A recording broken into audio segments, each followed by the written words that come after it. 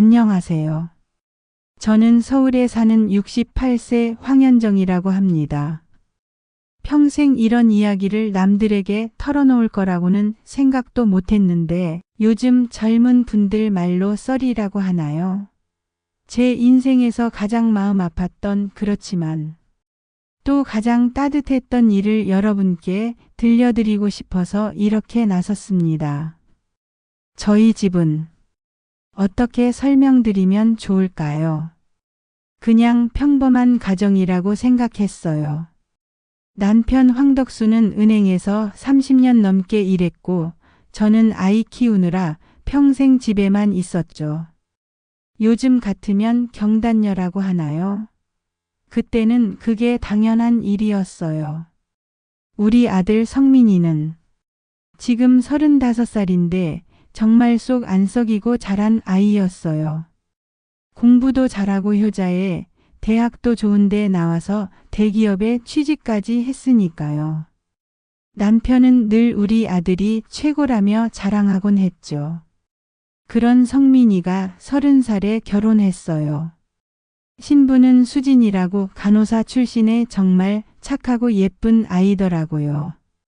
첫인상부터 마음에 들었어요. 예의도 바르고 시어머니인 저를 정말 친어머니처럼 따라주고 이런 며느리를 만나서 얼마나 고마웠는지 몰라요. 신혼 때는 정말 행복해 보였어요. 새 아파트에서 알콩달콩 살면서 명절 때마다 우리 집에 와서 떡국도 함께 끓여 먹고 추석에는 송편도 같이 빚고 그런 평범한 행복이 계속될 줄 알았어요. 그런데 결혼 1년, 2년이 지나도 손주 소식이 없더라고요. 요즘 젊은 부부들은 해외여행도 다니고 둘이서 즐길 시간이 필요하다잖아요. 그래서 처음엔 아직 젊으니까 천천히 하겠지 하며 기다렸어요. 괜히 재촉하면 부담스러워할까 봐서요. 하지만 마음 한편으로는 솔직히 말하면 조금씩 초조해지기 시작했어요. 동네 사람들 만나면 성민이 어머니, 손주는 언제 봐요? 하는 소리를 얼마나 많이 들었는지 몰라요. 그럴 때마다 아직 젊으니까요 하면서 웃어넘겼지만 집에 돌아오면 괜히 신경이 쓰이더라고요. 특히 우리 남편이 그랬어요. 워낙 전통적인 사람이라서 아들이 결혼하면 당연히 손주가 생기는 거 아니냐는 생각이 강했거든요.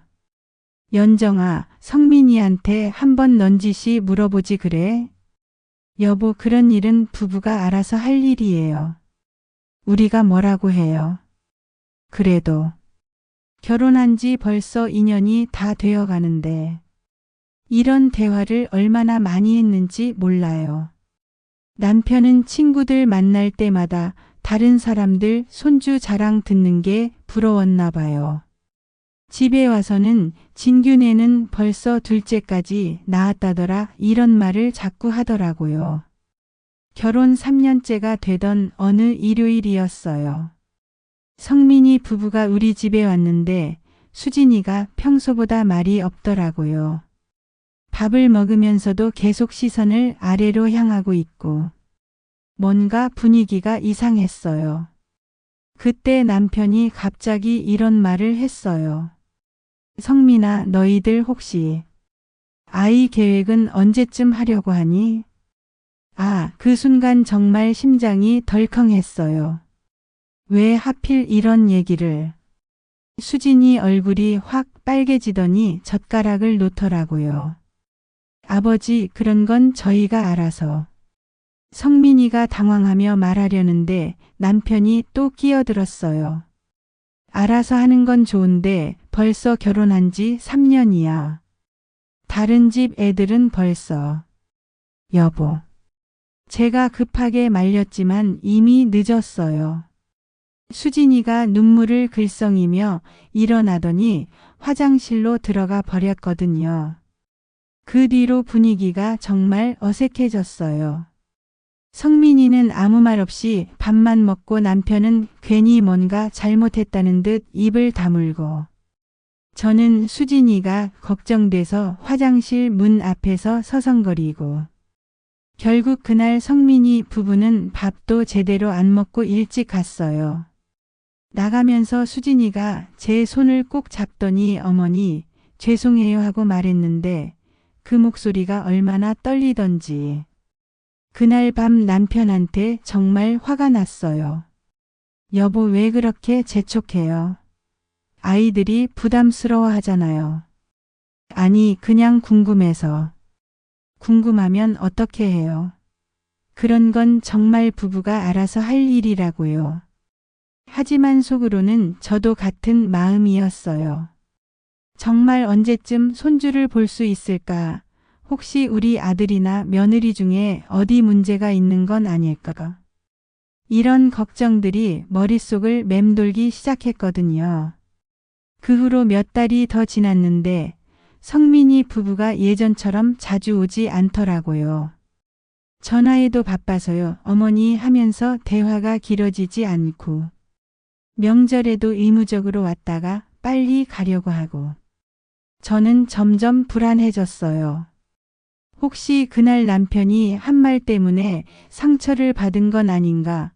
우리가 너무 재촉한 건 아닌가? 하지만 정말 마음 한구석에서는 계속 궁금했어요. 왜 아직까지 아이 소식이 없는 걸까? 혹시 정말 어디 문제가 있는 건 아닐까? 그러던 어느 날 우연히 며느리 수진이의 어머니를 동네 마트에서 만났어요. 그분이 조심스럽게 말씀하시더라고요. 사돈댁 우리 수진이가 요즘 병원을 다니고 있어요.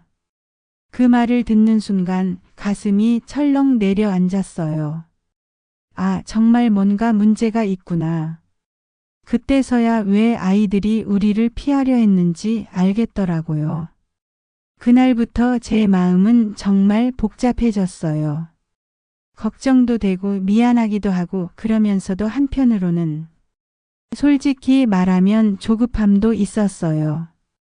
사돈댁 말씀을 듣고 나서 며칠간 잠을 제대로 못 잤어요.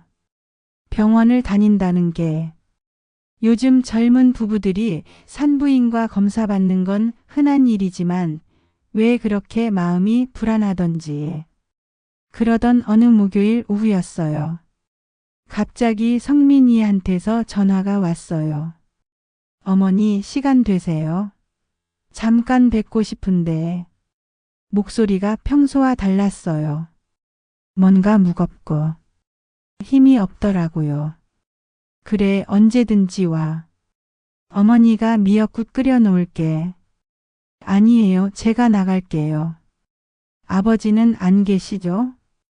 아버지는 안 계시냐고 물어보는 걸 보니 뭔가 중요한 얘기가 있구나 싶었어요. 1시간 후에 성민이가 왔는데 얼굴이 말이 아니었어요. 평소 그렇게 씩씩하던 아이가 10살은 늙어 보이더라고요. 성민아 무슨 일이야? 어디 아픈 데라도 있어? 커피를 내오면서 물었는데 성민이가 한참 동안 말을 못하더라고요. 그러더니 갑자기 눈물이 글썽글썽하기 시작하는 거예요. 어머니, 왜 그래 아들아? 엄마한테 무슨 얘기든 해봐. 저희 아이를 가질 수 없어요. 그 말을 듣는 순간 정말 머리가 하얘졌어요. 뭔가 예상은 했지만 막상 들으니까 충격이 너무 컸거든요. 무슨 소리야? 병원에서 검사를 받았는데요. 제가 무정자증이래요. 무정자증이라는 말을 처음 들어봤어요. 성민이가 떨리는 목소리로 설명해 주는데 그냥 간단히 말하면 자연 임신이 거의 불가능하다는 뜻이더라고요. 그래서 수진이가 그동안 얼마나 힘들어 했는지 몰라요. 자꾸 자기 탓인 줄 알고 온갖 검사 다 받고 한약도 먹고 운동도 하고 그런데 알고 보니 제가 문제였어요. 성민이가 울먹울먹하면서 말하는데 저도 눈물이 나더라고요. 우리 아들이 그리고 며느리가 그동안 얼마나 고생했을까. 그럼 치료는 안 돼? 의사 선생님이 그러시는데 시험관 시술을 받아도 성공률이 아주 낮대요. 그것도 몇 번씩 받아야 하고 수진이가 너무 힘들어해요. 수진이는 뭐라고 해? 처음에는 괜찮다고 둘이서만 살아도 좋다고 했어요. 그런데 어머니, 수진이가 아이를 정말 좋아해요. 조카들 보면 그렇게 좋아하고. 제가 보기에도 정말 좋은 엄마가 될 사람인데 성민이가 말을 잇지 못하고 고개를 떨구더라고요. 그 모습을 보니 정말 가슴이 찢어지는 것 같았어요. 성민아, 그래도 아직 포기하기는 일러. 의학도 발달하고. 어머니, 저희 벌써 2년 넘게 치료받았어요. 시험관하기 시술도 2번 했고. 수진이가 얼마나 고생했는지 몰라요. 주사 맞느라 온몸이 멍투성이고 호르몬 치료 때문에 살도 찌고. 그런데 결과는 매번 실패예요. 아, 그 말을 들으니까 정말 며느리가 얼마나 힘들었을까 싶어서 눈물이 왈칵 나더라고요. 그래서 어떻게 하려고? 저희 많이 생각해 봤어요. 이대로 계속 치료받으면서 고생할 게 아니라 다른 방법을 생각해 보자고요. 다른 방법이? 성민이가 한참 동안 입술을 깨물더니 조심스럽게 말했어요. 입양을 생각해 보고 있어요. 입양이라는 말을 듣는 순간 저도 당황스러웠어요. 물론 요즘 입양하는 가정들이 많다는 건 알고 있었지만 막상 우리 아들이 그런 얘기를 하니까 입양을 정말 그렇게 생각하고 있어? 네, 어머니. 저희가 정말 많이 고민했어요. 상담도 받아보고 입양기관에도 가서 얘기 들어보고 정말 좋은 아이들이 많더라고요. 성민이의 눈빛이 조금 밝아지는 것 같았어요. 그런데 아버지는 뭐라고 하실까봐. 어머니 생각은 어떠세요? 솔직히 말하면 저도 복잡했어요. 혈육이 아닌 아이를 우리 손주로 받아들인다는 게 마음으로는 이해가 되지만 실제로는 쉽지 않은 일이잖아요. 하지만 성민이의 간절한 눈빛을 보니까 뭐라고 반대할 수가 없더라고요. 성민아, 너희가 정말 그걸 원한다면. 어머니, 정말이에요. 응, 어머니는. 너희가 행복하면 되는 거야. 그때 성민이가 얼마나 기뻐했는지 몰라요. 그런데 곧바로 걱정스러운 표정이 되더라고요. 그런데 아버지는 어떻게 말씀드려야 할지. 그때부터 제 머릿속이 복잡해지기 시작했어요. 우리 남편 성격에 이런 얘기를 어떻게 받아들일까? 성민아, 아버지 얘기는 엄마가 한번 넌지시 얘기해 볼게. 그러니까 너무 걱정하지 마. 정말요? 어머니, 정말 고마워요. 그날 성민이가 간 후에 저는 정말 고민이 많았어요. 남편한테 어떻게 말해야 할까? 그 사람 성격의 입양을 쉽게 받아들일까? 하지만 성민이의 행복을 생각하면 어떻게든 남편을 설득해야겠다는 생각이 들었어요. 그런데 문제는 제가 남편한테 성민이의 무정자증 얘기를 아직 말하지 않았다는 거였어요. 어떻게 말해야 할까? 정말 고민이 되더라고요. 그날 저녁 남편이 회사에서 돌아왔을 때도 차마 말을 꺼내지 못했어요. 어떻게 시작해야 할지. 여보, 오늘 성민이 왔었어. 성민이가? 무슨 일로? 그게 중요한 얘기가 있다고 해서. 그러면서 조심스럽게 성민이 부부의 상황을 설명하기 시작했어요. 남편 얼굴이 점점 굳어지는 게 보였어요. 그럼 손주를 볼 수 없다는 얘기야. 그건 아니고 다른 방법이 있다고 하던데. 다른 방법이? 그때까지도 저는 임양 얘기를 직접적으로 말하지 못했어요. 남편 반응이 너무 무서워서. 결국 그날은 얘기를 다 하지 못하고 잤어요. 하지만 이 문제를 언젠가는 해결해야 한다는 걸 알고 있었어요. 며칠이 지났는데도 저는 남편한테 임양 얘기를 제대로 못했어요. 어떻게 말해야 할지, 어떤 반응을 보일지 생각만 해도 답답했거든요.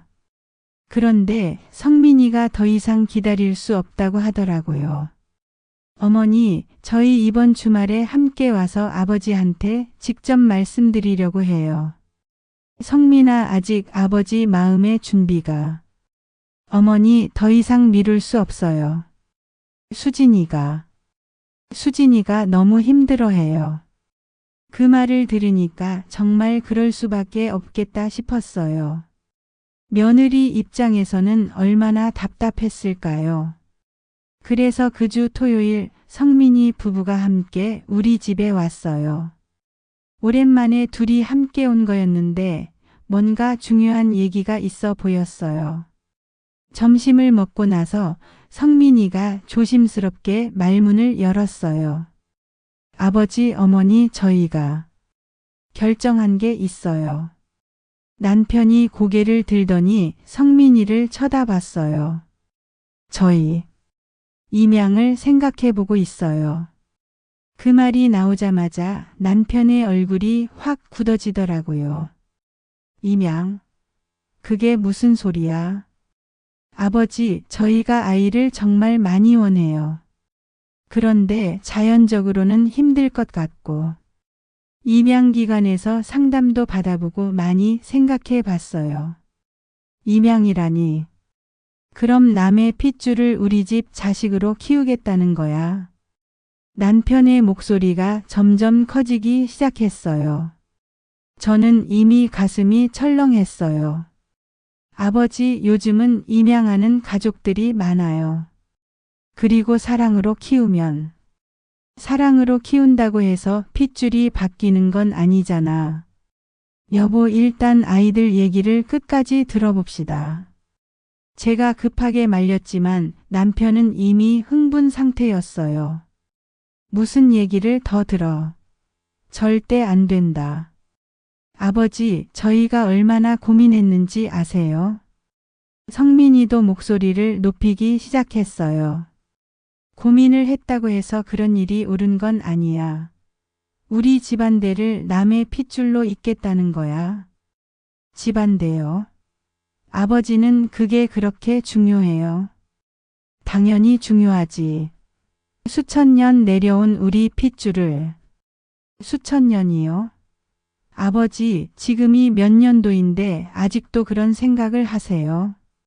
이 자식이 아버지한테 말대꾸를 해? 남편이 벌떡 일어나더라고요. 수진이는 벌써 눈물을 흘리고 있었어요. 여보, 제발 진정하세요. 저도 일어나서 남편을 말렸어요. 당신도 이게 말이 된다고 생각해? 여보, 일단 앉아서 차근차근 얘기해 봅시다. 차근차근? 이런 건 차근차근 얘기할 것도 없어. 절대 안 된다. 아버지는 저희 행복은 전혀 생각 안 하시는 거네요. 성민이가 주먹을 꽉 쥐고 말했어요. 행복? 남의 자식 키우는 게 행복이야. 저희한테는 그게 행복일 수도 있잖아요. 말도 안 되는 소리 하지 마. 핏줄도 섞이지 않은 아이를 어떻게 진짜 손자라고 생각해? 그때 수진이가 갑자기 일어나더니 울면서 말했어요. 아버님, 저 때문에 이런 일이. 수진이, 너는 잘못이 없어. 이건 성민이가 잘못 생각하는 거야. 잘못 생각한다고요? 아버지야말로 잘못 생각하시는 거 아니에요? 이 자식이. 남편이 성민이한테 소리를 지르니까 성민이도 참지 못하고 폭발했어요. 아버지는 정말 이기적이세요. 저희가 얼마나 힘들었는지, 얼마나 고민했는지는 전혀 생각 안 하시고. 이기적이라고? 당연한 걸 당연하다고 하는 게 이기적이야. 당연한 거라고요? 아버지 생각만 당연한 거예요. 그래. 내 생각이 당연해. 내가 살아있는 한 그런 일은 절대 없다. 그럼 저희는 어떻게 살라고요? 아이 없이 평생 살라고요? 그건 너희가 알아서 할 일이야. 하지만 입양만은 절대 안 된다. 결국 성민이가 벌떡 일어나더니 수진이 손을 잡고 나가려고 했어요. 성민아, 성민아. 제가 불렀지만 성민이는 돌아보지도 않았어요. 아버님, 죄송합니다. 수진이가 눈물로 인사하고 나가는 모습을 보니까 정말 가슴이 찢어지는 것 같았어요. 문이 닫히고 나서 집 안이 조용해졌어요. 남편은 여전히 화가 난 상태로 소파에 앉아 있고 저는 어떻게 해야 할지 몰라서 그냥 서 있었어요. 여보. 연정아, 당신은 정말 괜찮다고 생각해? 남의 핏줄을 우리 손자라고 부르는 게. 여보, 하지만 아이들이 그렇게 원하는데. 원한다고 해서 다 되는 게 아니야. 이건 원칙의 문제라고. 원칙도 중요하지만 아들의 행복도 중요하지 않아요? 행복은 다른 방법으로도 찾을 수 있어. 다른 방법이 뭐예요? 성민이는 아이를 원하고 있다고요. 그럼 계속 치료받으면 되잖아. 여보, 벌써 몇 년째 치료받고 있어요. 수진이가 얼마나 고생하는지 몰라요. 고생해도 해야지. 그게 부부의 도리야. 그날 밤 우리 부부도 크게 싸웠어요. 결혼하고 그렇게 큰 소리로 싸운 적이 거의 없었는데. 여보는 정말 고집만 부리시네요. 고집이 아니라 당연한 걸 당연하다고 하는 거야. 당연한 게 뭐예요? 시대가 바뀌었다고요. 시대가 바뀌어도 혈연은 혈연이야. 그건 절대 바뀔 수 없어. 며칠이 지나도 남편은 전혀 마음을 바꿀 기색이 없었어요. 오히려 더 완고해졌어요. 그리고 성민이한테서는 연락이 없었어요. 제가 전화해도 받지 않고 문자 보내도 답장이 없고. 정말 최악의 상황이 되어버린 거예요. 그 일이 있고 나서 일주일이 지났는데도 성민이한테서 연락이 없었어요. 저는 매일 초조했어요. 하루에도 몇 번씩 성민이한테 전화했지만 받지 않더라고요. 남편은 여전히 완고했어요. 제가 성민이 얘기만 꺼내도 벌써 인상을 쓰면서 그 얘기는 그만해 하더라고요. 그러던 어느 날 수진이한테서 전화가 왔어요. 어머니, 저예요. 수진이에요. 목소리가 정말 많이 상해 있더라고요. 수진아, 그동안 연락이 없어서 걱정했어. 죄송해요, 어머니. 저희가 어떻게 해야 할지 모르겠어요. 수진이가 울먹울먹하면서 말하는데 제 마음도 정말 아팠어요. 수진아, 일단 만나자. 어디서 만날까? 어머니, 시아버지가 계시지 않을 때 집에 와도 될까요? 그럼 언제든지 와. 아버지는 내일 오전에 친구 만나러 나간다고 했으니까 그때 와. 다음 날 오전 수진이가 왔는데 정말 말이 아니었어요. 살도 빠지고 눈도 캥하고 한 달 사이에 완전히 다른 사람이 되어 있더라고요. 수진아, 밥은 먹고 다녀? 얼굴이 왜 이렇게? 어머니, 저 정말 죄송해요. 제가 아이를 못 낳아서 이런 일이. 수진아, 그런 말 하지 마. 내 잘못이 아니라고 했잖아. 하지만 시아버지가 그렇게 반대하시는데 저희가 무리를 한 건 아닐까요? 수진이가 눈물을 흘리기 시작했어요. 성민이는 뭐라고 해? 오빠도 정말 힘들어해요. 매일 술만 마시고. 내가 무능해서 이런 일이 생겼다. 아버지한테 어떻게 얼굴을 들고 다녀야 할지 모르겠다. 이런 말만 계속하고. 아, 우리 성민이가 그렇게 힘들어하고 있다니. 제 가슴이 찢어지는 것 같았어요. 어머니, 저희 포기해야 할까요? 뭘 포기한다는 거야? 입양을 포기해야 할까요?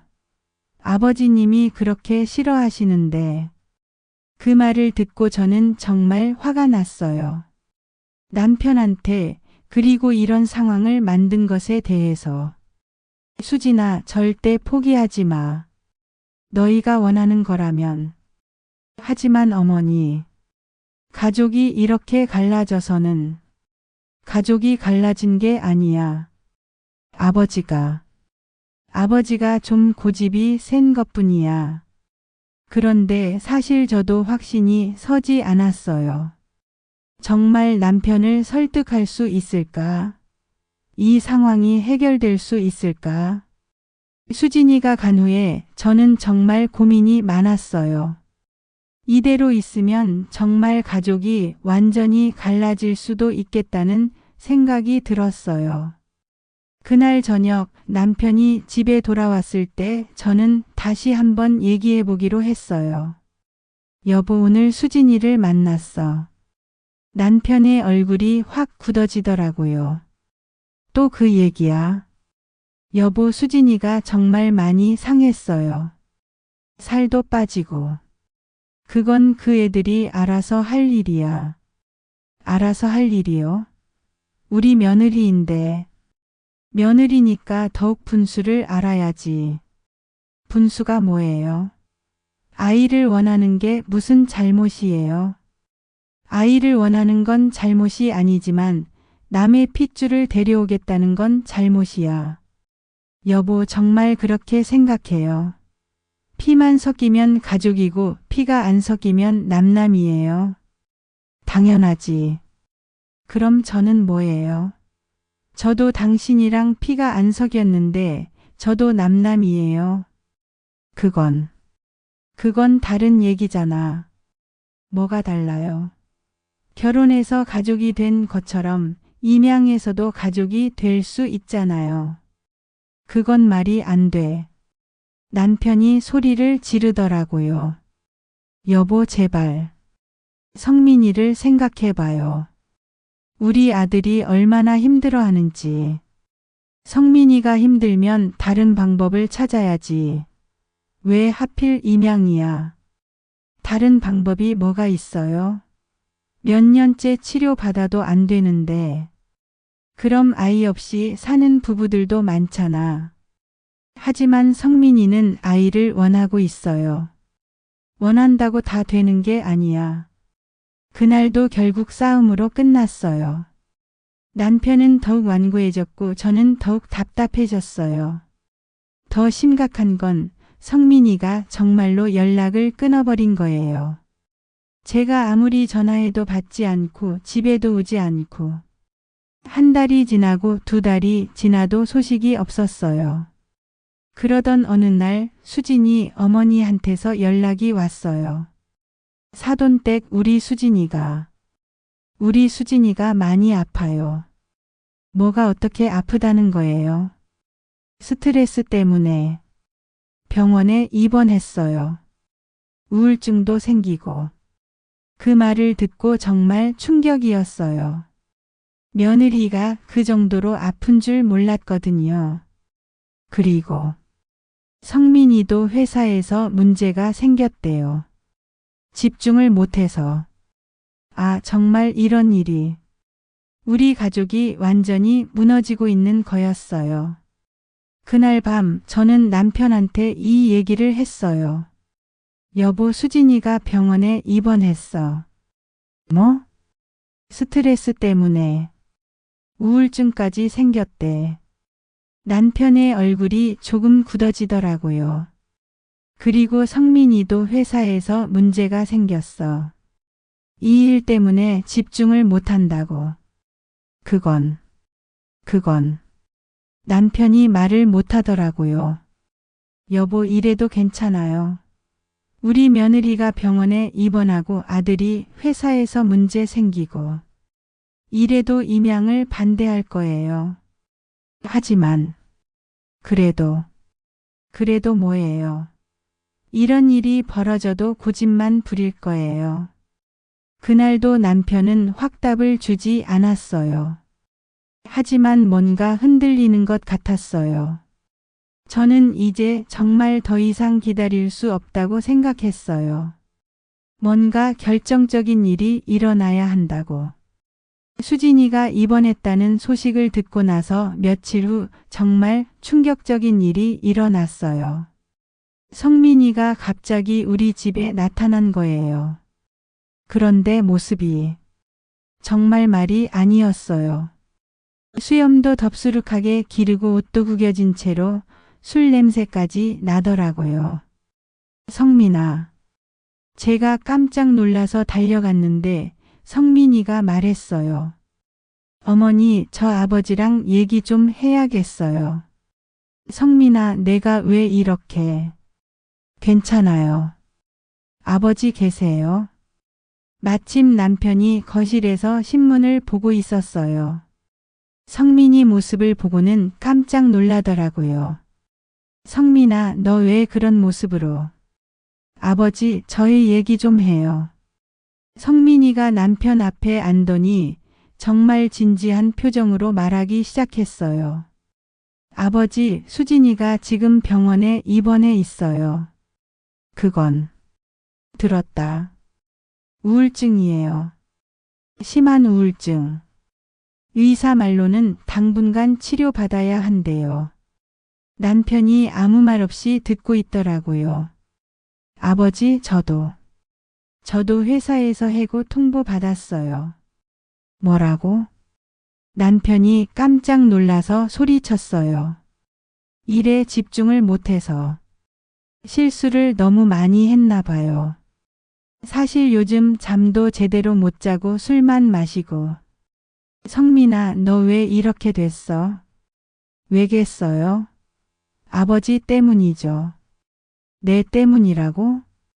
네, 아버지 때문이에요. 아버지가 저희를 인정해 주지 않으니까 저희가 이렇게 된 거예요. 남편의 얼굴이 빨개지기 시작했어요. 그건 내가 잘못된 걸 반대한 거지. 잘못된 거요? 아버지, 정말 그렇게 생각하세요? 당연하지. 그럼 저희는 평생 불행하게 살라는 거예요. 불행하지 않게 사는 방법이 꼭 임양만 있는 건 아니잖아. 다른 방법이 뭔데요? 아버지가 말해봐요. 성민이 목소리가 점점 커지기 시작했어요. 그건 너희가 알아서요. 저희가 몇 년 동안 얼마나 노력했는지 아세요? 수진이가 얼마나 고생했는지 아세요? 나도 안다. 하지만 그렇다고 해서 뭐요? 남의 핏줄은 안 된다는 거죠? 그래, 안 돼. 남편이 소리를 질렀어요. 아버지, 정말 그렇게 생각하세요? 피가 그렇게 중요해요? 중요하지. 그럼 저는 뭐예요? 저도 아버지 피를 받았지만 무정자증이에요. 아버지 피를 이을 수 없어요. 그럼 저는 아들 자격이 없는 거예요. 그건 다른 얘기야. 뭐가 달라요? 결국은 똑같은 얘기잖아요. 성민이가 벌떡 일어나더니 소리쳤어요. 아버지, 솔직히 말해요. 친구들 앞에서 체면이 서지 않아서 그런 거 아니에요? 뭐라고? 손주 자랑 못해서 그런 거 아니에요? 우리 손자는 입양한 거야 라고 말하기 싫어서 그런 거 아니에요. 남편이 완전히 화가 났어요. 이 자식이 아버지한테 맞잖아요. 아버지는 저희 행복보다 체면이 더 중요한 거잖아요. 체면이 아니라 원칙이야. 원칙이요? 그 원칙 때문에 며느리가 병원에 입원하고 아들이 해고당해도 괜찮다는 거예요. 그때 제가 급하게 끼어들었어요. 성민아, 너무 흥분하지 마. 여보도 진정해요. 하지만 이미 돌이킬 수 없는 상황이었어요. 어머니, 저 더 이상 못 기다리겠어요. 아버지가 인정해 주지 않으면 저희는 정말로 이 집과 연을 끊을 거예요. 성민아, 그런 말 하지 마.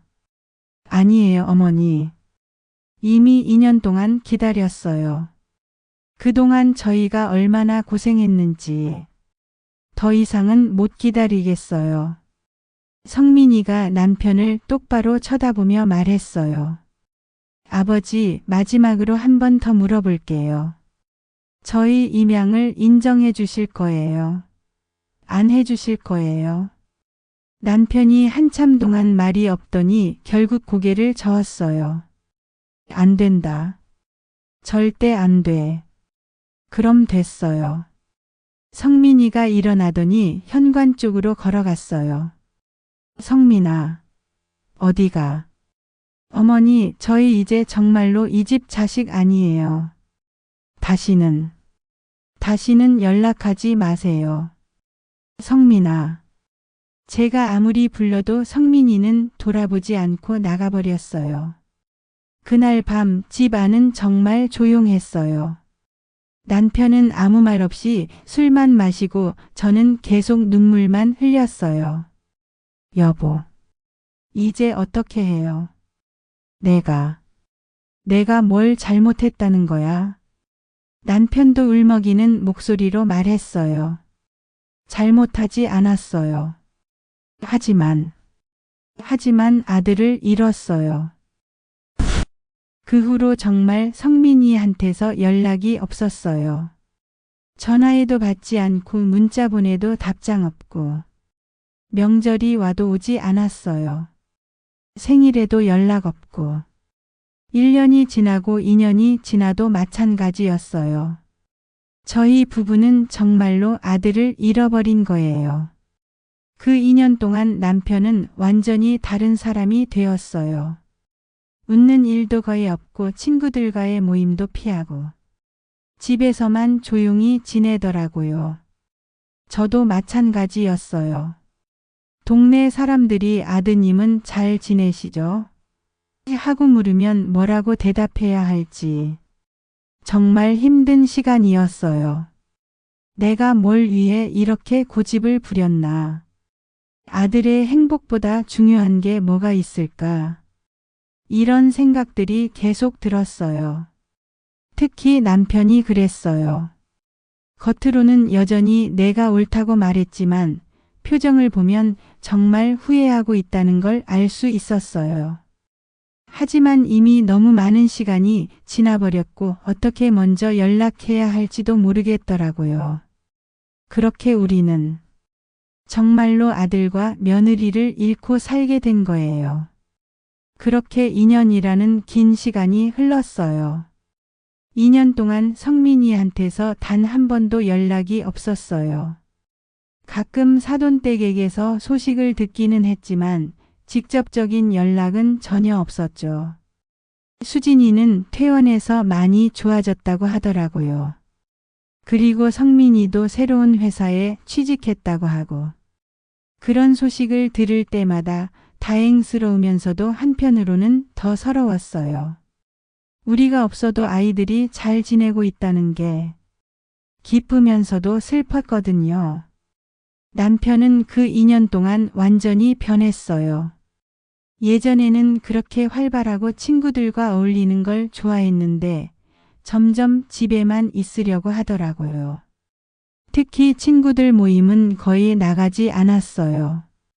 가끔 친구들이 전화해서 만나자고 해도 몸이 안 좋다, 바쁘다 이런 핑계만 대면서 피했어요. 그런 남편을 보면서 저도 마음이 정말 아팠어요. 이게 정말 우리가 원했던 결과인가? 아들도 잃고 남편도 이렇게 위축되고. 그러던 어느 토요일이었어요. 남편 친구 중 한 분이 직접 집까지 찾아온 거예요. 덕수야, 너 왜 이렇게 지내? 친구들이 다 걱정하고 있어. 아, 민구 형. 그냥. 별일 없어요. 별일 없기는. 1년 넘게 얼굴도 안 보이고. 오늘은 무조건 나와. 오랜만에 다들 모이기로 했거든. 결국 남편이 마지못해 나가게 되었어요. 연정아, 일찍 들어올게. 여보, 오랜만에 나가는 거니까 친구들과 즐겁게 시간 보내세요. 응. 남편이 나간 후에 저는 집에서 혼자 TV를 보고 있었어요. 평소보다 늦은 시간까지 들어오지 않더라고요. 오랜만에 친구들을 만나서 즐거운 시간을 보내나 보다 싶었어요. 그런데 밤 9시쯤 되었을까요? 남편이 들어오는데 평소와 뭔가 달랐어요. 문을 열고 들어오는 발걸음부터 힘이 없더라고요. 그리고 얼굴이 정말 말이 아니었어요. 완전히 기가 죽어서 들어오는 거예요. 여보, 왜 이렇게 일찍 들어와? 이 차는 안 갔어? 남편은 대답도 안 하고 소파에 털썩 앉더니 그냥 고개를 떨어뜨리고 있더라고요. 여보, 무슨 일 있었어? 아니야. 별일 없어. 하지만 표정을 보니까 분명히 뭔가 있었어요. 저녁은 먹고 왔어? 응. 한마디로만 대답하고는 계속 조용히 있더라고요. 평소 친구들 만나고 오면 이런저런 얘기를 많이 하는데 그날은 정말 이상했어요. 잠자리에 들어서도 남편이 계속 뒤척이더라고요. 여보, 잠이 안 와? 응. 무슨 일이라도 있었어? 친구들이 뭐라고 했어? 한참 동안 조용하더니 남편이 작은 목소리로 말하기 시작했어요. 연정아. 왜? 오늘 정말 창피했어. 뭐가? 친구들이 계속 손주 자랑을 하는데 그제서야 무슨 일인지 알겠더라고요. 진규는 손자가 이번에 대학교에 들어갔다고 하고 두진이는 손녀가 피아노 콩쿠르에서 상을 받았다고 하고 이런 얘기를 2시간 넘게 하는 거야. 남편의 목소리가 점점 작아졌어요. 그러면서 나한테도 계속 묻는 거야. 덕수야, 너는 손주가 몇 명이냐? 어떻게 생겼냐? 몇 살이냐? 이런 얘기들. 그래서 뭐라고 했어? 뭐라고 하겠어? 아무 말도 못했지. 남편이 한숨을 크게 쉬더라고요. 처음에는 우리는 아직 이런 식으로 얘기했는데 진규가 그러는 거야. 야, 덕수야. 내 아들 결혼한 지 벌써 5년 넘었잖아. 왜 아직도 아이가 없어? 이렇게. 그래도 괜찮다고 하면 되잖아. 괜찮다고? 연정아, 내가 그 자리에서 얼마나 작아 보였는지 몰라. 다른 사람들은 다 손주 사진 보여주고 손주 얘기하고 나만 혼자 듣고만 있는 거야. 그 말을 들으니까 남편이 얼마나 위축됐을지 상상이 되더라고요. 그런데 더 심한 건 진규가 그런 얘기를 하는 거야. 뭔 얘기? 요즘 젊은 부부들 중에 아이를 입양하는 경우도 많다던데 너희 아들은 그런 생각 없어? 이렇게. 그 순간 제 가슴이 철렁했어요. 그래서 나는 뭐라고 대답해야 할지. 그냥 그런 건 생각 안 해봤다고 얼버무렸어. 그랬구나. 그런데 연정아. 그 말을 하면서도 내가 정말 바보 같다는 생각이 들었어. 왜? 남편이 갑자기 눈물을 글썽이기 시작하는 거예요. 내가 뭘 위해서 이렇게 고집을 부렸나 싶어서. 여보. 친구들 앞에서 체면 때문에 그랬던 건 아닌데. 정말 그런 건 아닌데. 막상 그 자리에 앉아 있으니까 너무 초라하더라고. 남편이 정말 울먹울먹하면서 말하더라고요. 다들 손주 자랑하는데 나만 할 얘기가 없고. 그러면서 생각해 보니까 내가 정말 바보 같은 짓을 한 거 아닌가 싶어서. 여보. 연정아, 우리 정말 큰일 한 거 아니야? 남편이 처음으로 후회하는 기색을 보이더라고요. 우리 성민이가 그렇게 간절하게 부탁했는데 내가 왜 그렇게 완고했을까? 그날 밤 남편이 거실에서 혼자 앉아 있더라고요. 새벽 2시가 넘었는데도 잠자리에 들지 않고. 여보, 왜 안 들어와? 잠이 안 와. 소파 옆에 소주병이 놓여 있더라고요. 평소에 집에서는 술을 거의 안 마시는 사람이었는데, 여보, 술은 왜 마셔? 그냥 마음이 답답해서. 남편이 정말 힘들어하는 게 보였어요. 연정아, 내가 너무 고집스럽게 굴었나? 성민이 말이 맞았던 것 같아. 내가 체면 때문에 그런 거였나 봐. 여보, 그런 생각하지 마세요. 아니야. 솔직히 그런 거였어. 남들이 뭐라고 할까 봐. 그게 무서웠던 거야. 남편이 처음으로 솔직하게 자신의 마음을 털어놓더라고요. 그런데 정작 오늘 친구들 앞에서 보니까 손주가 없다는 게 이렇게 초라한 일인지, 차라리 입양한 손주라도 있으면 좋겠다는 생각이 들더라고. 여보.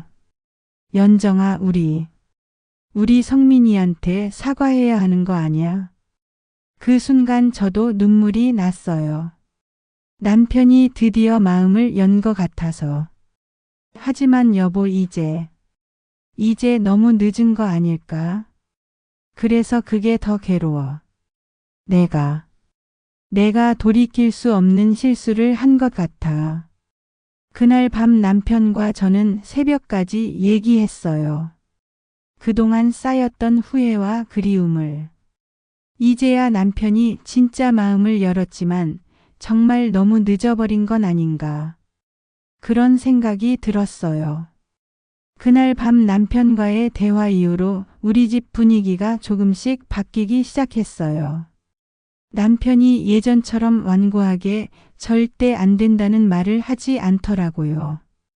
대신 계속 한숨만 쉬고 내가 너무 고집을 부린 건 아닐까 이런 말을 자주 하더라고요. 며칠이 지난 어느 저녁이었어요. 저는 정말 더 이상 이 상황을 방치할 수 없다고 생각했어요. 여보, 우리 진짜 진솔하게 얘기해 봅시다. 또 성민이 얘기야? 네, 성민이 얘기예요. 하지만 이번에는 정말 솔직하게 얘기해봐요. 남편이 신문을 내려놓더니 저를 쳐다봤어요. 여보, 우리가 정말 원하는 게 뭐예요? 그야. 당연히. 아니에요. 정말 솔직하게 말해봐요. 우리가 정말 원하는 게 핏줄이에요. 아니면 가족의 행복이에요. 남편이 한참 동안 말이 없더라고요. 핏줄이 중요하지. 하지만 가족의 행복도 중요하고. 그럼 왜 성민이 행복은 반대했어요? 그게 정말 행복일까 해서. 여보, 성민이가 행복하다고 했잖아요. 그런데 왜 우리가 판단해요? 남편이 고개를 숙였어요. 여보, 솔직히 말해봐요. 친구들 앞에서 체면이 서지 않아서 그런 거죠. 그런 것도 있긴 하지만. 그럼 체면이 중요해요? 아들이 중요해요? 아들이지, 당연히. 그럼 왜 아들을 2년 동안 못 보고 살았어요? 이게 정말 아들을 위하는 일이에요. 남편이 더 이상 대답하지 못하더라고요. 저는 이제 정말 모든 걸 쏟아내기로 했어요. 여보, 저도 처음에는 임양이라는 게 쉽게 받아들여지지 않았어요. 솔직히 말하면 남의 핏줄을 우리 손주라고 불러야 하나 이런 생각도 했고요. 그렇지? 하지만 성민이와 수진이가 얼마나 간절한지 보면서, 그리고 그 아이들이 얼마나 고생하는지 보면서, 이게 정말 그 아이들에게는 유일한 희망이구나 싶었어요. 남편이 고개를 들어 저를 쳐다보더라고요. 여보, 요즘 임양 가족들 보면 정말 행복해 보이더라고요. 핏줄보다 사랑으로 맺어진 가족이 더 끈끈할 수도 있잖아요. 하지만 뭐예요? 우리가 성민이를 사랑으로 키웠듯이 성민이도 임양한 아이를 사랑으로 키울 수 있잖아요. 남편이 한참 동안 생각하더니 작은 목소리로 말했어요. 그럼 정말 괜찮을까? 뭐가요? 남의 핏줄이어도 정말 우리 손주가 될 수 있을까? 여보, 사랑으로 키우면 되는 거 아니에요? 피가 섞여야만 가족인가요? 그런 건 아니지만. 여보, 우리도 서로 피가 안 섞였잖아요. 그런데 30년 넘게 가족으로 살고 있잖아요. 그건 다른 얘기지. 뭐가 달라요? 결혼해서 가족이 된 것처럼 임양에서도 가족이 될 수 있잖아요. 남편이 점점 흔들리는 게 보였어요. 그리고 여보, 가장 중요한 건 성민이가 그걸 원한다는 거예요. 우리 아들이 그렇게 간절히 원하는 일을 왜 우리가 막아야 해요? 하지만 사람들이 뭐라고 할까? 사람들이 뭐라고 해요? 우리 가족이 행복하면 되는 거 아니에요? 그렇긴 하지만. 여보, 정말 솔직하게 말해봐요. 손주가 없는 게 창피해서 그런 거 아니에요? 남편이 깜짝 놀라더니 저를 쳐다봤어요. 어떻게 알았어? 어제 친구 모임에서 돌아온 표정을 보니까 알겠더라고요. 다른 사람들 손주 자랑에 할 말이 없어서 힘드셨죠. 남편이 고개를 끄덕였어요. 그럼 차라리 임양한 손주라도 있는 게 낫지 않을까요? 적어도 손주 얘기는 할 수 있잖아요. 그런데 임양했다고 말하면 말 안 하면 되잖아요. 누가 임양한 건지 물어보겠어요? 남편이 깜짝 놀라더라고요. 그렇네. 굳이 말할 필요가 없구나. 그렇죠. 그냥 우리 손주라고 하면 되는 거예요. 남편이 점점 마음이 흔들리는 게 보였어요. 여보, 가장 중요한 건 우리가 아들을 잃었다는 거예요. 2년 동안 아들을 못 봤어요. 이게 정상인가요? 그건 성민이가 뭐요? 성민이가 나쁜 건 아무것도 안 했어요. 그냥 아이를 원했을 뿐이에요. 그런데 우리가 반대해서 이렇게 된 거잖아요. 남편의 눈에 눈물이 글썽이기 시작했어요. 여보, 우리 나이가 몇 살이에요? 70이 다 되어가는데 아들과 이렇게 살 시간이 얼마나 남았어요? 연정아, 여보, 제발 아들을 부르세요. 우리가 잘못했다고 이해하겠다고 그렇게 말해주세요. 남편이 한참 동안 생각하더니 마침내 고개를 끄덕였어요. 그래, 내가 너무 고집을 부렸나 봐. 여보, 성민이를 불러봐. 드디어 남편이 항복 선언을 한 거예요. 정말이요? 응, 내가 잘못 생각했던 것 같아. 아들의 행복이 더 중요한 거 맞아. 그 순간 제 마음이 얼마나 뿌듯했는지 몰라요. 드디어 남편이 마음을 연 거예요. 하지만 성민이가 우리를 용서해 줄까? 용서해 줄 거예요. 우리가 진심으로 사과하면. 그럼 내일 전화해봐. 우리가 잘못했다고. 남편이 정말 진심으로 말하더라고요. 그날 밤 저는 정말 오랜만에 편안하게 잠들었어요. 드디어 희망이 보이기 시작한 것 같아서. 다음 날 아침 저는 손끝이 파르르 떨려서 성민이에게 전화를 걸기가 쉽지 않았습니다. 휴대폰을 들고 방안을 몇 바퀴나 맴돌았는지 몰라요. 번호를 누르려다 멈추고 또 누르려다 주저하고 그러다 거울에 비친 제 얼굴을 보고 스스로를 다그쳤습니다. 연정아, 지금 아니면 더 늦는다. 아들한테 전화해. 어제 여보가 마음을 연다고 하지 않았니? 이제는 엄마가 나설 차례야. 마침내 용기를 내어 통화 버튼을 눌렀습니다. 신호음이 2번, 3번 울릴 때마다 가슴이 두근거려서 손수건을 꼭 움켜쥐었어요. 그리고 드디어 오랜만에 듣는 아들 목소리가 들려왔습니다. 여보세요. 짧은 한마디였지만 제 가슴이 뭉클해지더군요. 성민아, 엄마다. 순간 수화기 넘어가 조용해졌습니다. 그 정적 속에 지난 2년이라는 시간이 몽땅 들어있는 것만 같아 눈물이 차올랐어요. 엄마.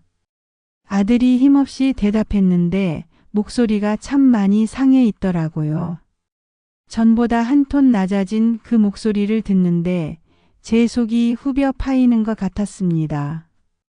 성민아, 오늘 저녁에 우리 집에 오자. 아버지가 내 얘기를 듣고 싶대. 내가 얼마나 힘들었는지 알고 싶다고 하더라. 아들은 한동안 대답이 없었어요. 그 침묵이 너무 길어서 혹시 끊어버리려나 싶어 심장이 얼어붙는 것 같았습니다. 그러다 떨리는 목소리가 들려왔습니다. 정말 아버지가 그렇게 말씀하셨어요? 그래. 내 아버지가 먼저 그러셨어. 어젯밤 내내 잠도 못 이루고 내 생각만 하시더라. 그제야 아들의 숨소리가 조금 달라졌습니다. 무너져 있던 마음에 작은 틈이 난 듯 미세하게 흔들리는 게 느껴졌어요. 알겠습니다. 오늘 저녁에 찾아뵐게요. 수진이도 같이 가도 되죠? 그럼 당연하지. 둘 다 와야지. 저는 잠깐 머뭇거리다가 조심스레 한마디를 덧붙였습니다. 성민아, 혹시 셋이 와도 괜찮아. 수화기 너머에서 깊은 숨소리가 들렸습니다. 그리고 아주 조심스러운 대답. 네, 어머니. 그 한마디가 저한테는 약속처럼 들렸습니다. 이제 우리 집에 새로운 숨결이 들어오겠구나. 저녁 6시가 조금 넘었을 무렵 현관 초인종이 울렸습니다. 딩동 하는 소리가 이렇게 벅차게 들린 건 처음이었어요. 문을 여니 성민이와 수진이가 서 있었고 그 옆에 작은 아이가 두 손으로 인형을 꼭 끌어안은 채 수줍게 고개를 내밀고 있었습니다. 아이는 낯선 집에 들어서는 게 어색한지 엄마 치마자락을 꼭 잡고 있었어요. 까만 눈동자가 크고 반짝였는데 긴장한 탓에 눈꺼풀이 덜덜 떨리고 있더군요. 할인아, 인사드려야지. 수진이가 부드럽게 등을 밀자 아이가 작은 목소리로 말했습니다. 안녕하세요. 그 소리가 얼마나 여리던지 순간 제 눈물이 핑 돌았어요. 거실에 앉아있던 남편은 천천히 일어나 아이를 바라봤습니다. 예전 같았으면 얼굴이 굳어지며 목소리를 높였을 텐데 이번에는 달랐습니다. 한참을 아이를 보더니 낮게 한마디 했습니다. 왔구나. 식탁에 둘러앉았지만 분위기는 여전히 무거웠습니다. 숟가락 소리만 어색하게 들리고 국물 떠오는 소리조차 크게 울려 퍼지는 것 같았어요. 아이도 밥그릇만 내려다보며 숟가락을 만지작거렸습니다. 성민이는 어깨가 잔뜩 웅크려 있었고 수진이는 아이 옆에서 잔뜩 긴장한 얼굴로 눈치를 보고 있었습니다. 저는 괜히 반찬을 더 놓으며 말을 꺼냈습니다. 할인아, 맛있니? 아이는 작은 미소를 지었어요. 그 미소 하나만으로도 제 마음이 벅차올랐습니다. 그때 성민이가 고개를 들고 조심스레 입을 열었습니다. 아버지, 어머니 사실 말씀드려야 할 게 있습니다. 남편은 젓가락을 멈춘 채 아들을 바라봤습니다. 성민이는 숨을 고르고 담담하게 말했어요. 저희는 이미 작년에 임양 절차를 마쳤습니다. 할인이는 법적으로도 저희 딸이에요. 지난 1년 동안 우리와 함께 지냈습니다. 그 말을 듣는 순간 제 숨이 멎는 것 같았어요. 2년 동안 연락이 끊겼던 그 시간에 이미 이 아이는 우리 가족이 되어 있었던 겁니다. 수진이가 눈시울을 붉히며 말했습니다. 아버님, 어머님 죄송합니다. 원래는 먼저 찾아뵙고 말씀드려야 하는 게 예의인데 할인이가 혹시라도 외면당할까 봐 차마 그럴 수가 없었어요. 겁이 났습니다. 순간 식탁 위는 숨소리조차 크게 들릴 만큼 조용해졌습니다. 저는 남편의 손이 살짝 떨리고 있는 걸 보았어요. 그는 젓가락을 내려놓더니 천천히 숨을 내쉬며 한마디 했습니다. 그래서 그동안 집에 오지 않았구나. 성민이는 고개를 깊이 숙였습니다. 네. 하지만 이제는 숨기고 싶지 않았습니다. 할인이는 저희의 전부입니다. 그 순간 남편이 자리에서 일어났습니다. 모두가 놀라 그를 바라봤습니다. 그는 거실 장식장으로 가더니 깊숙한 서랍을 열어 작은 상자를 하나 꺼냈습니다. 분홍 리본이 감긴 오래된 유아용 수저 세트였어요. 저는 그걸 보는 순간 가슴이 철렁했어요. 예전에 제가 손주가 생기면 쓰자고 사뒀다가 결국 한 번도 꺼내지 못하고 서랍에 넣어둔 물건이었거든요. 그런데 남편이 그걸 꺼내서 아이 앞에 조용히 내려놓는 겁니다. 이건 몇 해 전 내가 괜히 사다 넣어둔 거다. 꺼낼 날이 없을 줄 알았는데 오늘 꺼내네. 남편 목소리가 떨리고 있었습니다. 그 고백은 마치 자기 마음 깊숙이 숨겨왔던 진심을 폭로하는 듯 했어요. 저는 그 순간 눈물이 왈칵 쏟아졌습니다. 남편도 사실은 누구보다 손주를 기다려왔던 거예요. 체면 때문에, 고집 때문에 말하지 못했을 뿐이었죠. 아이는 두 눈을 동그랗게 뜨고 상자를 바라보다가 조심스럽게 물었습니다. 저 주시는 거예요? 남편은 천천히 고개를 끄덕였습니다. 그래, 내 거다. 아이는 입가에 조심스러운 미소를 지으며 말했어요. 고마워요, 할아버지. 할아버지라는 두 글자가 공기를 완전히 바꿔놓았습니다. 성민이와 수진이는 고개를 떨군 채 울음을 삼켰고 저는 손수건을 쥔 손이 덜덜 떨렸습니다. 남편은 얼굴을 돌리며 입술을 깨물었지만 저는 알 수 있었어요. 그의 눈가가 젖어 있다는 걸.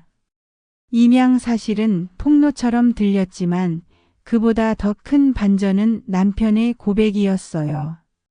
그는 이미 오래전부터 손주를 기다려왔다는 것, 그 마음을 드디어 내보였다는 것.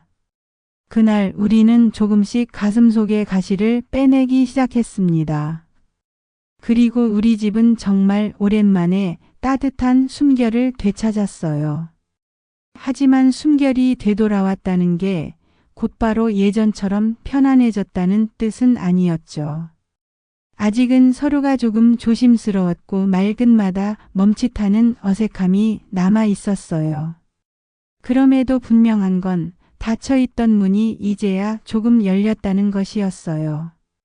저는 그 사실만으로도 가슴이 벅찼습니다. 그래, 이제부터가 시작이지.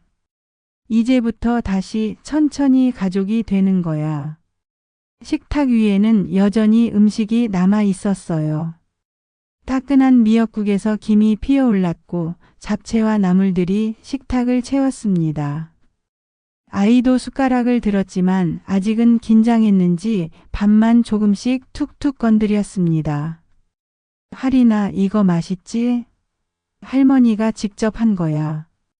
제가 일부러 웃으며 말했지만 아이는 제 얼굴을 보다가 수줍게 미소만 지었어요. 그 모습이 어찌나 예쁜지 속으로는 울컥하면서도 겉으로는 꾹 눌러 참았죠. 그런데 그때 아이가 접시에 놓인 생선을 뚫어지게 바라보더니 작은 목소리로 물었습니다. 할머니, 이거 뼈 있어요? 순간 가슴이 철렁했어요. 그렇지, 아이한테는 생선 가시가 위험하지. 저는 얼른 손을 뻗어 접시를 가져오려 했습니다. 걱정 마, 하리나. 할머니가 발라줄게. 그런데 뜻밖에도 제 손보다 먼저 움직인 사람이 있었어요. 남편이었어요. 남편은 말없이 접시를 자기 앞으로 끌어당겼습니다. 그리고 젓가락을 짚더니 천천히 아주 조심스럽게 생선을 발라내기 시작했어요. 손끝은 조금 서툴고 굳었지만 그의 눈빛은 놀랍도록 진지했어요. 마치 인생에서 가장 중요한 일을 하고 있는 사람처럼. 저는 숨을 멈춘 채 그 모습을 바라봤습니다. 성민이와 수진이도 젓가락을 내려놓고 아버지 손길만 보고 있었어요. 아이 역시 눈을 크게 뜬 채 할아버지의 손을 한순간도 놓치지 않았습니다. 생선을 발라내는 동안 식탁 위는 한없이 고요했어요. 젓가락 끝에서 가시가 하나씩 떨어질 때마다 우리의 마음속에 박혀있던 가시들도 함께 빠져나가는 것 같았습니다. 남편의 굳은 손이 살점을 골라내고 아이 밥그릇에 살포시 올려놓는 순간 그가 낮은 목소리로 한마디 했습니다. 많이 먹어라. 그 짧은 말이 제 귀에는 천둥처럼 울렸어요. 저는 그만 두 손으로 얼굴을 가리고 흐느꼈습니다. 성민이도 고개를 푹 숙이며 어깨를 들썩였고 수진이는 아이를 끌어안고 눈물을 훔쳤습니다. 아이만은 상황을 다 알지 못했는지 순수한 얼굴로 활짝 웃으며 대답했어요. 네, 할아버지. 그 두 글자 할아버지가 우리 집을 완전히 바꿔놓았습니다. 남편은 순간 얼굴을 돌렸지만 저는 보았어요. 그의 눈가에 번져 있던 눈물 자국을. 그 뒤로 남편은 계속 아이 쪽으로 젓가락을 뻗었습니다. 이건 좀 짜다. 조금만 먹어라. 국은 뜨거우니까 천천히 불어서 먹어야 한다.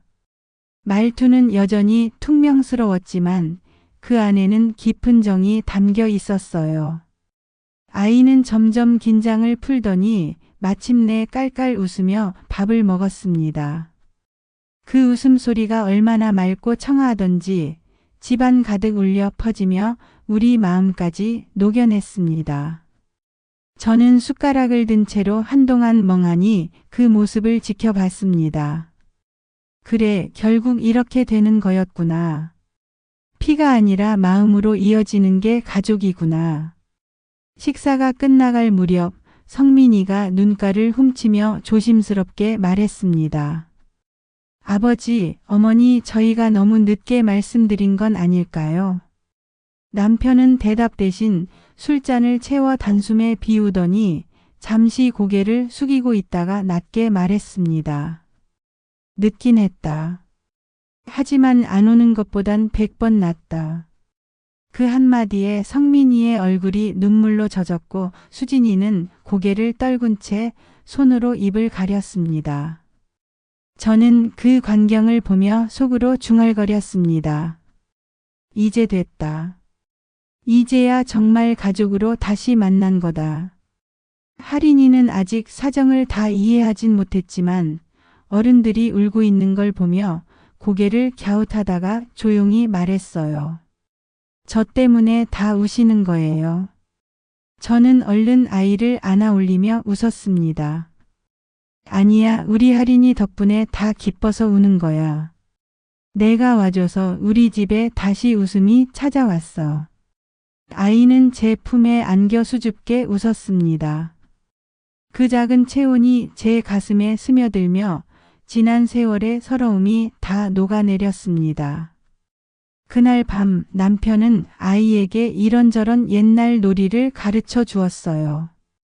공기놀이, 제기차기 서툰 손길로 돌멩이를 굴리며 보여주는데 아이가 깔깔 웃으며 따라하는 모습이 얼마나 사랑스러웠는지 몰라요. 저는 그 장면을 보며 다시 한번 확신했습니다. 우리 가족은 이제 회복되었다. 이제는 어떤 어려움이 와도 함께 견뎌낼 수 있다. 그날 밤 저는 깨달았어요. 우리를 갈라놓았던 건 단순히 생각 차이가 아니었어요. 체면, 고집, 두려움 그것들이 우리 가슴 속에 가시처럼 깊이 박혀 있었던 거예요. 그런데 남편이 젓가락으로 생선 가시를 하나하나 발라내듯 우리 마음속 가시도 그날 함께 뽑혀 나왔습니다. 그리고 마침내 우리는 진짜 가족이 되었습니다. 그날 이후로 우리 집은 정말 많이 달라졌습니다. 몇 년 동안 얼어붙어 있던 공기가 풀리고 웃음소리가 다시 돌아왔어요. 거실에는 아이의 발소리, 웃음소리, 노래소리가 끊이질 않았습니다. 할인이가 뛰어다니며 할머니, 할아버지하고 부를 때마다 가슴이 찌릿하면서도 벅차올랐습니다. 남편도 변했어요. 예전에는 친구들 모임조차 피하던 사람이었는데 이제는 오히려 먼저 나가려 해요. 왜냐고요? 자랑할 게 생겼거든요. 우리 손녀가 유치원에서 그림 그리기 대회에서 상을 받았어. 우리 손녀가 요즘 글자를 배우는데 할아버지라는 글자를 제일 먼저 썼다니까. 그렇게 손녀 자랑을 늘어놓을 때마다 저는 웃음이 터져요. 예전에는 체면 때문에 손주 없는 걸 부끄러워하던 사람이 이제는 손녀 한 명만으로도 누구보다 당당해졌으니까요. 저는 가끔 밤에 혼자 앉아 지난 세월을 떠올립니다. 그 긴 공백의 시간, 서로 등을 돌리고 살아야 했던 시간, 그 시간이 너무 아쉽고 또 아파요. 그때 조금만 더 일찍 마음을 열었다면 우리 가족은 덜 아프지 않았을까. 후회가 밀려올 때도 있지만 또 한편으로는 이렇게라도 다시 하나가 되었으니 감사하다는 마음도 들어요. 저는 이제야 깨달았습니다. 가족을 이어주는 건 핏줄만이 아니더라고요.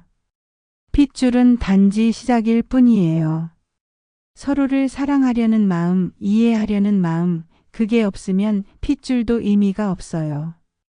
반대로 핏줄이 없어도 마음으로 이어지면 더 진한 가족이 될 수 있다는 걸 저는 제 삶으로 배웠습니다. 여러분, 제가 이 이야기를 털어놓으면서 얼마나 망설였는지 몰라요. 창피한 일 아닐까? 다른 사람들이 뭐라 하지 않을까? 그런 걱정도 했습니다. 하지만 이제는 생각이 달라졌어요. 저 같은 나이의 분들 혹은 저보다 더 젊은 부모 세대가 제 이야기를 들으면서 조금이라도 위로를 받는다면 그것만으로도 충분하다고 생각합니다. 혹시 지금 이 방송을 들으시는 분 중에도 저처럼 자녀 문제로 마음고생을 하시는 분이 계신가요? 특히 손주 문제, 결혼 문제, 불임이나 임양 문제로 갈등을 겪고 계신 분들. 제가 인프하게 말씀드리고 싶습니다. 부모의 고집이 자식의 행복을 막아서는 안 된다는 걸요. 물론 저도 처음엔 쉽지 않았습니다. 임양이라는 말을 들었을 때 솔직히 마음이 불편했어요. 남의 아이를 우리 손주라고 부를 수 있을까? 하는 두려움이 있었거든요. 하지만 지금 할인이를 보면서 단언할 수 있습니다. 핏줄이라는 벽은 사랑 앞에서 아무 의미가 없다는 걸요. 요즘 할인이는 저를 꼭 붙잡고 할머니 나 내일도 와도 돼? 하고 묻습니다. 저는 웃으면서 대답해요. 당연하지. 여기는 내 집이야. 언제든지 와도 돼. 그럴 때마다 아이가 활짝 웃으면서 방 안을 뛰어다니는 모습을 보면 그게 바로 천국이구나 싶어요. 남편도 달라졌습니다. 예전에는 무뚝뚝하게 신문만 들여다보던 사람이 이제는 아이가 놀아달라고 하면 제일 먼저 바닥에 엎드려 줍니다. 때로는 허리가 아프다고 중얼거리면서도 손녀랑 숨바꼭질을 하다가 웃음보를 터뜨리는 걸 보면 저도 덩달아 행복해져요. 살다 보면 누구나 가슴에 가시가 하나쯤은 박히는 것 같습니다. 저희 집에는 핏줄이라는 가시가 너무 깊게 박혀 있었어요. 그 가시 때문에 서로를 상처내고 눈물 흘리고 결국 가족을 잃을 뻔했습니다. 하지만 결국 그 가시를 뽑아낸 건 아주 작은 행동이었어요. 남편이 아이 밥그릇에 생선살 한 조각을 올려주던 그 순간. 여러분, 큰 깨달음은 거창한 데서 오는 게 아니더라고요. 작은 한마디, 작은 손길, 작은 밥그릇 위에 생선 조각이 가족을 다시 이어주었습니다. 저는 그날 이후로 사람 사이의 벽은 생각보다 쉽게 무너질 수 있다는 걸 믿게 됐습니다. 이제 저는 제 이야기를 마무리하려 합니다. 저는 서울에 사는 평범한 68세 주부 황현정입니다. 평생 이렇게 제 속마음을 방송처럼 털어놓을 줄 몰랐어요. 하지만 제 이야기가 누군가에게 위로가 되고 또 용기가 되기를 바랍니다.